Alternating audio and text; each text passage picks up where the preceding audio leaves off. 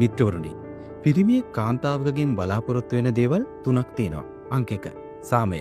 ඔහුගේ ආතතිය නෙවෙයි. සෑම දිනකම පිරිමියෙක් රැකියාවේදී ජීවිතයේ සෑම තැනකම දුෂ්කරතාවන්ට මුහුණ දෙනවා. ඔහු ගෙදර පැමිණිය පසුත් එහිත් සටන් කිරීමට කැමති නැහැ. නිවස යනු මිනිසෙකු තම ශක්තිය නැවත ලබා ගන්නා ස්ථානයේ විය යුතුයි. ඒ නිසා සාමය, කරුණාව සහ අවබෝධය දෙන්න. එවිට ඔහු ඔබේ පැත්තෙන් විවෘත වී විවේක ගැනීමට පටන් ගන්නා ආකාරය ඔබට පෙනෙනු ඇත. අංක 2 ගෞරවය. පිරිමියෙකුට ගෞරවයක් දැනීම වැදගත්. ඒ ඔහුගේ ස්වභාවයයි. ඒ වචන ගැන පමණක් නෙවෙයි, ක්‍රියාවන් ගැනයි. ඔබ ඔහුගේ තීරණ විශ්වාස කරන විට සහ ඔහුගේ නායකත්වයේ විශ්වාස කරන විට එය ඕනෑම අභියෝගයකට මුහුණ දීමට ඔහුට විශ්වාසයක් ලබා දෙනවා. අංක 3 සමීප භාවය. එය ශාරීරිකව පමණක් නොවේ.